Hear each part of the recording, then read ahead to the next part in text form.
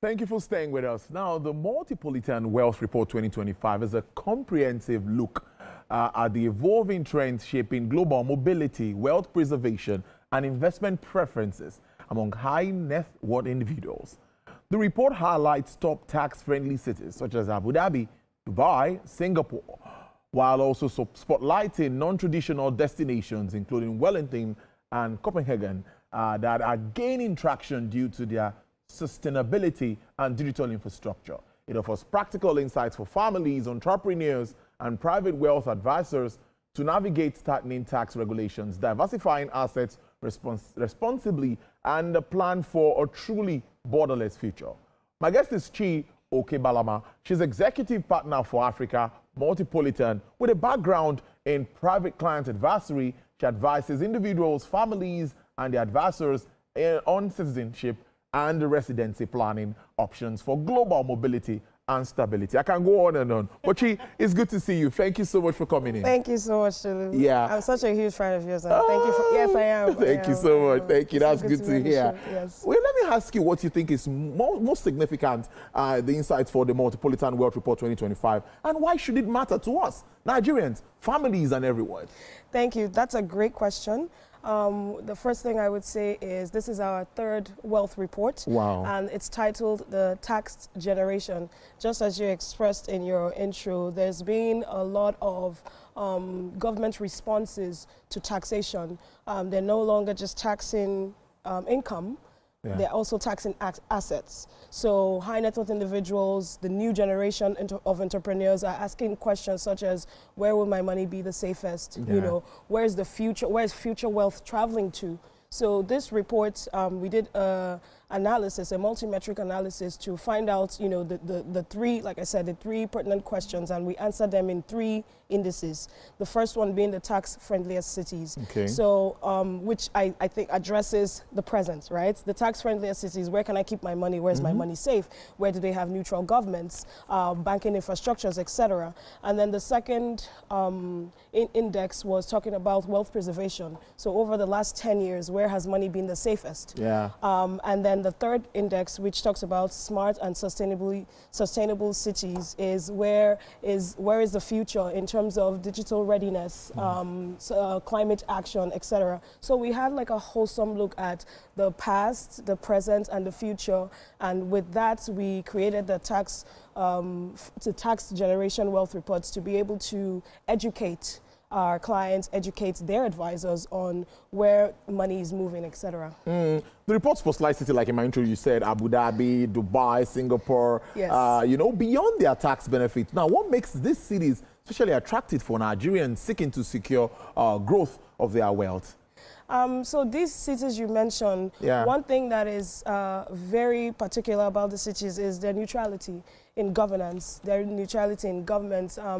Right now, it's not about how much money you make, it's about how much money you can keep, right? So although, yes, Singapore is not a low tax income, there's just much more than having low tax income. You know, is the government stable? Are there opportunities for talent? They have high openness indexes, those countries, the UAE and Singapore. You can easily come in and out. The ease of doing business is there as well. So it's not just about, oh, no income tax, low income tax. You know, that's not what we're saying in this report. What we're saying is that besides baseline tax, there's stability in the government. These places are conducive for startups to start. They have a lot of talent, and you know there's a shortage of talent in the world right now. But in countries like the UAE and countries like Singapore, they're, you know, open arms receiving this talent and building their economies. You know, Singapore is like the banking hub of the world right now.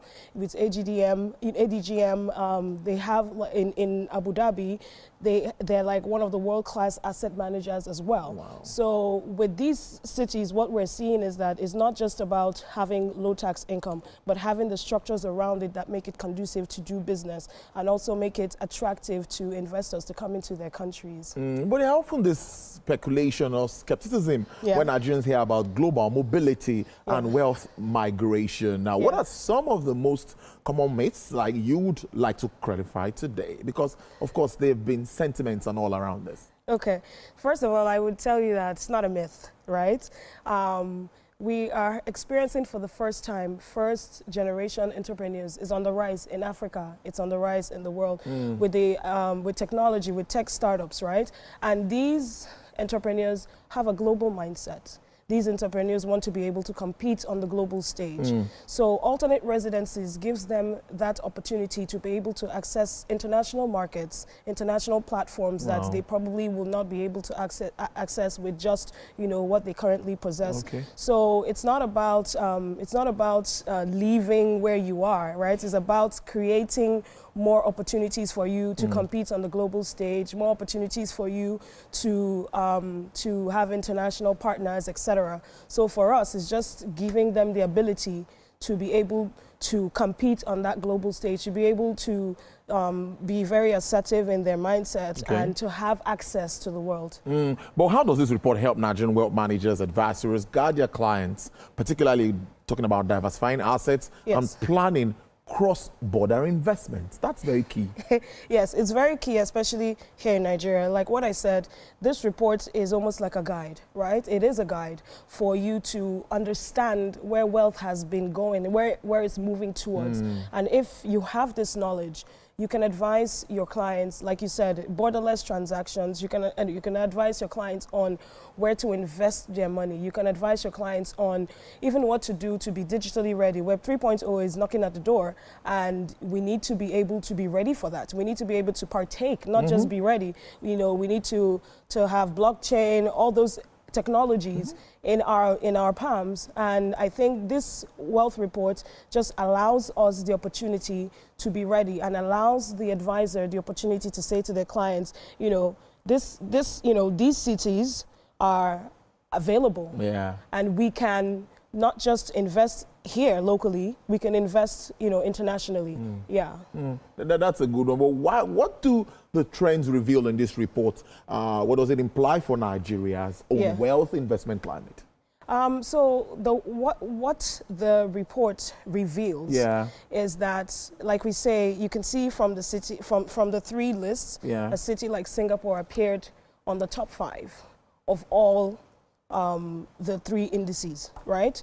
What this tells you is that even though Singapore does not have basically low income tax, they have structures. It's a country that is digitally ready. It's a country that takes climate action very importantly. It's a country that is safe. It's a country. So what this tells us in Nigeria is building your country or building the country and Nigeria is very progressive.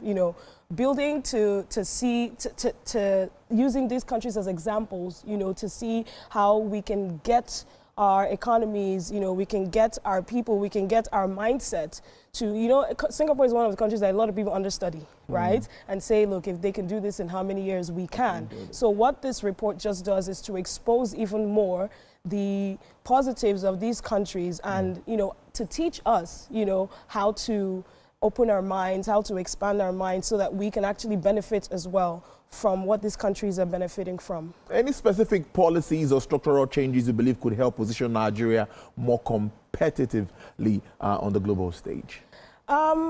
Yes, and I think that is really, like you said, is really important to look outward so that you can also help yourself inward. For policies, I would say that we need to expose ourselves to more venture capitalists, with the likes of San Francisco, Singapore. We also need to create special economic zones so that people coming into Nigeria can do business easier.